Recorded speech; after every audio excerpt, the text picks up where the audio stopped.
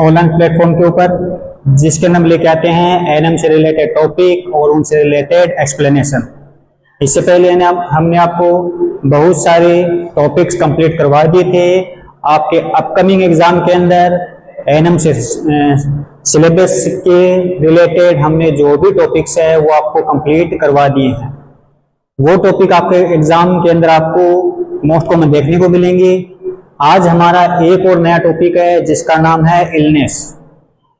Illness is a very important topic in over exam, in over syllabus. Illness very important topic है आपके syllabus से related for ANM related student.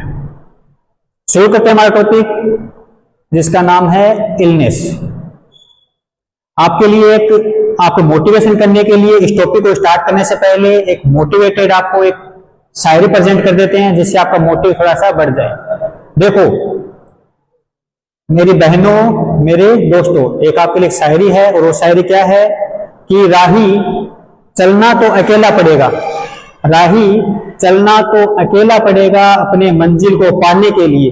राही चलना तो अकेला पड़ेगा अपने मंजिल को पाने के लिए। जन से लाभ तो तब होगा जब मंजिल आपके पास होगी। जन से लाभ तो तब होगा जब मंजिल आपके पास होगी। तो आपको पढ़ना अकेला पड़ेगा, समझना आपको खुद को पड़ेगा। आपका जब रिजल्ट आएगा तब आपके पास जो बधाइयां होंगी वो क्या होगा, आपका जन से लाभ होगा। तो दोस्तों इसी के साथ हम आज स्टार्ट करते हैं इलनेस। इलनेस क्या है? इलनेस एक इवेंट है, एक अवस्था है। इलनेस एक क्या है? एक इवेंट है, एक अवस्था है। समझ गए? अब वो जब इलनेस आपकी बॉडी के अंदर आती है, मतलब वो किसी एजेंट के कारण, इलनेस अगर आपकी बॉडी के अंदर आती है तो क्या होता है, एक बीमारी क्रिएट होती है, एक बीमारी बनती है। और वो बीमारी जब हमारी बॉडी के अंदर जाएगी तो वो क्या करेगी, किसी न किसी ऑर्गन को और या हमारे पूरे शरीर को क्या करेगी, वो प्रभावित करेगी। मीन्स या मतलब उसके फंक्शन को वो क्या करेगी, प्रभावित करेगी। ठीक है, तो देखो मैंने यहाँ पे डेफिनेशन के रूप में एक साफ साफ मेंशन किया है, आपको समझ में आएगा कि डिजीज मीन्स बीमारी या अस्वस्थता। आप अनहेल्थी हो जाते हो, अनहेल्थी इलनेस। कि मैं आज क्या हूं, जैसे आप जब आप क्या थे स्कूलों में जाते थे उसमें लिखते थे कि sir I am ill, sir मैं बीमार हूं, मुझे जुकाम हुआ है, मुझे बुखार है, मेरे पेट दर्द है। अब पेट दर्द होगा तो आपका शरीर का ऑर्गन क्या होगा, प्रभावित होगा। उसके फंक्शन में क्या आएगी, अब नॉर्मलिटी आएगी, बाधाएं आएंगी। ठीक है, तो क्या है डिजीज या अवस्था, एक ऐसी अवस्था है जिसमें पूरा शरीर या शरीर का कोई भी अंग, शरीर का कोई भी अंग या उसके कार्य फंक्शन क्या होते, प्रभावित हो जाते हैं। फॉर एग्जाम्पल की बात करें अपन कि जैसे मानो कि आपके शरीर के अंदर ट्यूबरकुलोसिस का, टीबी का बैक्टीरिया आपके शरीर के अंदर गया। अब टीबी का बैक्टीरिया आपके शरीर के अंदर जाता है तो आपका पूरा शरीर क्या होता है, प्रभावित होता है। आपको वीकनेस आती है, एनोरेक्सिया होता है, भूख नहीं लगती है आपको, लिथार्जी रहते हो, सुस्त रहते हो आप, बॉडी पूरी श्रिंक हो जाती है, कमजोर हो जाती है, डिहाइड्रेशन जैसी प्रॉब्लम आपको क्रिएट हो जाती है। और उसके साथ ही साथ क्या है, आपका एक ऑर्गन प्रभावित हो जाता है और उस ऑर्गन का नाम है लंग्स। ट्यूबरकुलोसिस माइकोबैक्टीरियम ट्यूबरकुलाई के द्वारा फैलता है, ड्रॉपलेट इन्फेक्शन होता है ट्यूबरकुलोसिस। अगर वो फैलेगा तो अपने बॉडी के अंदर मीन्स अपने बॉडी का जो एक ऑर्गन है जिसका नाम है लंग्स, वो क्या हो जाता है, कंप्लीट रूप से प्रभावित हो जाता है। ठीक है, तो मैंने यहाँ पे देखो एक डेफिनेशन लिखी है, परिभाषा लिखी है। डिजीज बीमारी या अस्वस्थता एक ऐसी अवस्था है जिसमें शरीर या शरीर का कोई भी ऑर्गन, अंग या कार्य उसका क्या हो जाता है, प्रभावित हो जाता है। और वही क्या कहलाती है, इलनेस। जब तक आप बीमार नहीं होगे, जब तक आप बीमार से ग्रसित नहीं रहोगे, तब तक आपके बॉडी का कोई भी ऑर्गन प्रभावित नहीं होगा। जब तक आपसे कोई बीमारी नहीं होगी तो जाहिर सी बात है कि आप उस बीमारी से ग्रसित नहीं हो तो आपका कोई भी ऑर्गन क्या नहीं होगा, डिफेक्ट नहीं होगा। अगर आप क्या करते हो कि कोई ऐसा वैसा खाना खा लेते हो, अब्डोमेन पेन होगा, पेट दर्द होगा, तो क्या हुआ कि वो बीमारी आपके अंदर गई, कुछ बैक्टीरिया, वायरस, कुछ भी क्या हार्मफुल सब्सटेंसेस आपके बॉडी के अंदर इंसर्ट हुए, अंदर गए, तो सीधा सीधा प्रभाव आपके अब्डोमिनल कैविटी के जितने भी ऑर्गन है उसके ऊपर पड़ता है। ठीक है, तो वो क्या कहलाती है, इलनेस कहलाती है। जैसे मानो कि मुझे फीवर है, फीवर होगा कि जैसे मानो आपने अच्छी तरीके से अपनी पर्सनल हाइजीन को मेंटेन नहीं किया होगा, पर्सनल हाइजीन आप मेंटेन नहीं करते हो, तो क्या है, जो भी बाहर के सब्सटेंस है जो अपनी बॉडी के अंदर इंसर्ट होते हैं, अंदर चले जाते हैं, और वहां पे वो बैक्टीरिया है वो अपना मल्टीप्लिकेशन करते हैं, और आपकी जो WBC लेवल को क्या करते हैं, वो इंक्रीज करते हैं, और वो WBC क्या करेगी, फीवर बनाने का काम करेगी, मतलब आप बॉडी में फीवर करेगी, तो क्या होगा, इलनेस होगा।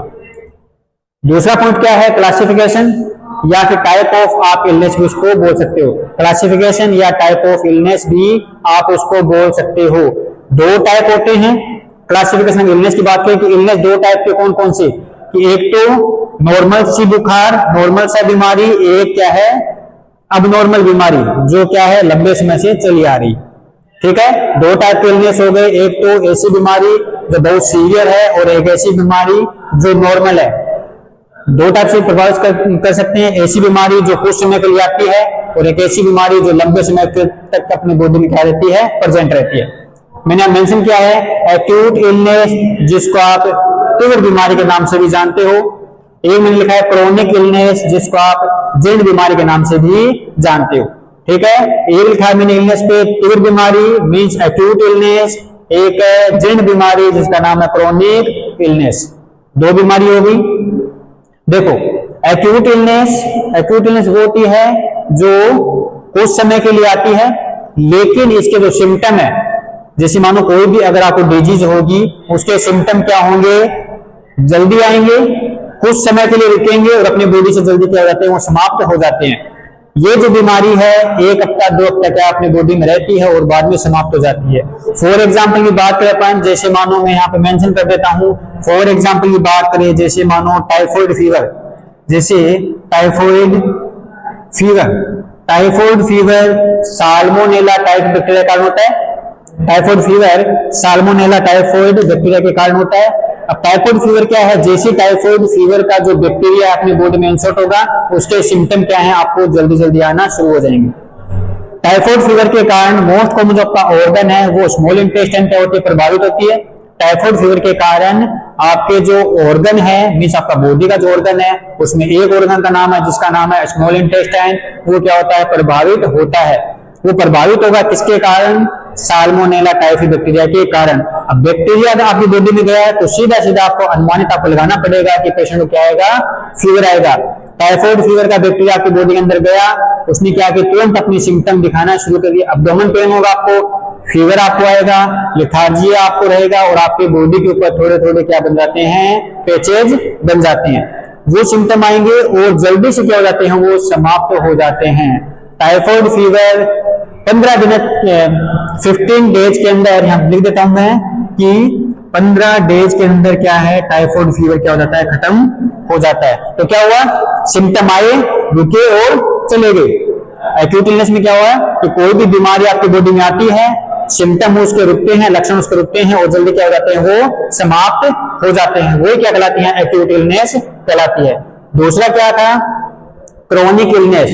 क्रोनिक इलनेस में क्या है कि आपके अंदर किसी भी बैक्टीरिया, वायरस, कोई भी डिजीज आपके बॉडी के अंदर क्या होगी, इंसर्ट होगी, उसके सिम्टम क्या है, धीरे धीरे आएंगे। वो सिम्टम लंबे समय तक आपकी बॉडी के अंदर रुकेंगे और आपको क्या करेंगे, वो लंबे समय तक आपको बीमार या फिर उस डिजीज से सफर मतलब ग्रसित रखेंगे। तो मैंने लिखा है क्रोनिक इलनेस किसी भी व्यक्ति के में लंबे समय के लिए आती है और इसके लक्षण धीरे धीरे दिखाई देते हैं। इसके लक्षण आपको धीरे धीरे दिखाई देंगे। यह इलनेस कम से कम 6 महीने के लिए लगती है और इसके सिम्टम भी धीरे धीरे समाप्त होते हैं। एग्जाम्पल में अगर मैं आप मेंशन करना चाहूं तो टीबी एंड कैंसर। अब क्या होगा कि टीबी, देखो टीबी में क्या होता है कि टीबी का बैक्टीरिया माइकोबैक्टीरियम ट्यूबरकुलोसिस आपकी बॉडी में गया, अब क्या होगा कि एकदम से जो मेन सिम्टम जो आने चाहिए टीबी के, वो टीबी के सिम्टम नहीं आते। पहले क्या होगा, आपको परसिस्टेंट कफ होगा, आपको कंटिन्यू क्या 6 मंथ तक आपको क्या होगा, खांसी रहेगी, कफिंग रहेगा, आपकी बॉडी क्या होगी, वीक होगी, लिथार्जी होगी। और जैसे जैसे ये माइकोबैक्टीरियम ट्यूबरकुलोसिस आपकी बॉडी के अंदर मल्टीप्लिकेशन करेगा, मींस आपके अंदर अपना प्रभाव छोड़ेगा, फिर आपको क्या होगा, हिमोपाइसिस की प्रॉब्लम भी क्या हो जाती है, स्टार्ट हो जाती है। हिमोपाइसिस का मतलब है स्पूटम विद ब्लड, हिमोपाइसिस का मतलब क्या होता है, स्पूटम विद ब्लड। अब धीरे धीरे क्या होगा, हिमोपाइसिस की प्रॉब्लम आपके अंदर आना शुरू हो जाएगी। अब क्या होगा कि आप पूरी तरीके से इस ट्यूबरकुलोसिस बैक्टीरिया के कारण आप क्या हो जाते हो, सफर हो जाते हो। तो इसके सिम्टम आपको धीरे धीरे दिखाई देंगे, इसके सिम्टम आपकी बॉडी में रुकेंगे और ये सिम्टम कम से कम 6 महीने आपकी बॉडी में रहते हैं। और ये क्या कहलाता है, क्रोनिक इलनेस कहलाता है।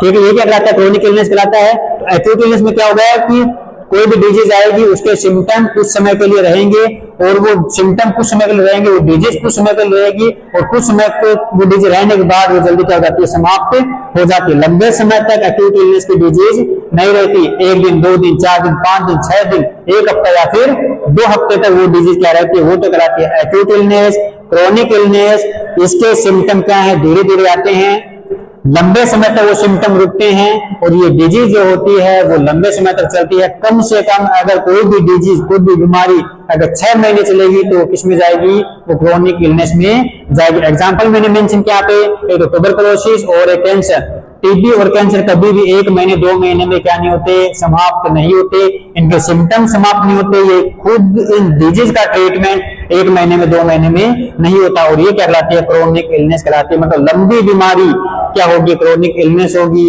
छोटी बीमारी क्या होगी, एक्यूट इलनेस होगी। उसके बाद है कोजेज ऑफ इलनेस, बीमारी के कारण क्या होते हैं, कोजेज ऑफ इलनेस की बीमारी के कारण क्या होते हैं। तो मैंने लिखा है यहाँ पे होस्ट, परपोसिव हिंदी में लिखा है, एजेंट रोग कारक लिखा है और एनवायरनमेंट मतलब वातावरण मैंने लिखा है। होस्ट कौन होता है, होस्ट वो होता है कि जो किसी भी चीजों को आगे पहुंचाने का काम करता है। होस्ट कौन होता है, जो किसी भी चीजों को आगे का पहुंचाने का काम करता है। एजेंट कौन होता है, कोई भी रोग कारक, कि हम पहुंचाएंगे किसी बैक्टीरिया वायरस को, अपने माध्यम से पहुंचाएंगे तो एजेंट होगा। और एनवायरनमेंट का मतलब क्या होगा कि जहां से हम क्या करते हैं, एजेंट को पुटअप करते हैं, एजेंट को उठाते हैं। एग्जाम्पल के रूप में आपको समझाने की कोशिश करता हूं कि जैसे होस्ट कौन है, होस्ट मैं हूं, होस्ट मैं हूं और यहाँ पे जो एनवायरनमेंट है, ये जो आपका स्टूडियो है, ये क्या है, एनवायरनमेंट है। ये जो स्टूडियो है ये क्या है, एनवायरनमेंट है। और रोग कारक, जैसे मानो एनवायरनमेंट है, यहाँ पे कोई भी एजेंट बैठा हुआ है, कोई भी एजेंट है, वो एजेंट कोई बैक्टीरिया भी हो सकता है और कोई वायरस भी हो सकता है।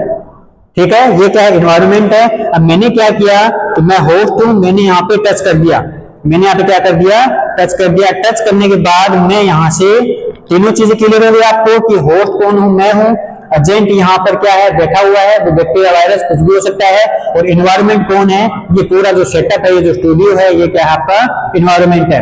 ठीक है, तीनों चीजें हो गई। जो इलनेस को क्या करता है, आगे पहुंचाने का काम करता है, इलनेस को आपके अंदर पहुंचाने का काम करता है, इलनेस को स्प्रेड करने का काम कौन करता है, ये जो एजेंट होते हैं, ये जो होस्ट होते हैं, ये जो एनवायरनमेंट होते हैं। तो हुआ क्या कि मैं होस्ट हूं, मैंने यहाँ पे क्या किया, टच किया। टच करने के बाद जैसे मानो फॉर एग्जांपल कि यहाँ पे अगर ट्यूबरकुलोसिस का बैक्टीरिया यहाँ पे क्या हो, पैदा हो पहले से प्रेजेंट हो, माइकोबैक्टीरियम ट्यूबरकुलोसिस क्या हो यहाँ पे प्रेजेंट हो, हम क्या करते हैं, यहाँ से इसको उठाते हैं और अगर नॉर्मल एक्टिविटी है कि अपने हाथों को जो भी होस्ट होगा वो टच करेगा, इस स्टूडियो से बाहर जाएगा तो भी वो क्या करेगा, कहीं ना कहीं किसी भी सरफेस एरिया के ऊपर वो क्या करेगा, टच करेगा। अब धीरे धीरे क्या होगा, वो जो भी प्रॉब्लम थी, जो भी डिजीज थी, वो क्या होगी, कंटिन्यू फैलती जाएगी। तो कोज क्या है, इलनेस का, होस्ट है कोज, एजेंट है होस्ट, और एक एनवायरनमेंट क्या है, कोज होते हैं। आई होप दोस्तों कि आपको इलनेस के बारे में, उसकी डेफिनेशन के बारे में, क्लासिफिकेशन के बारे में, उसके कोज के बारे में आपको समझ में आया होगा।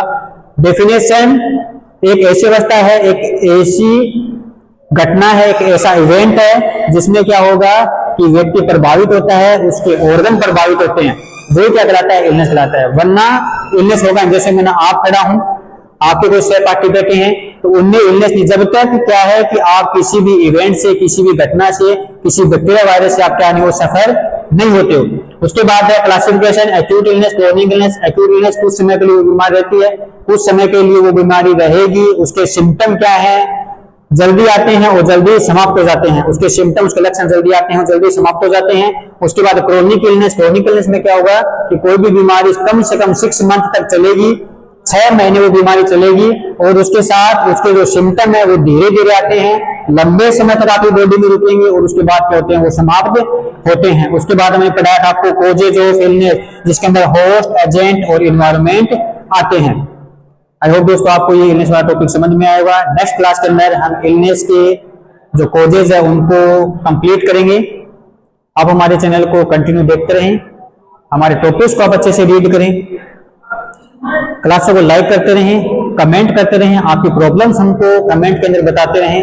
बेल आइकन को आप प्रेस करना ना भूलें।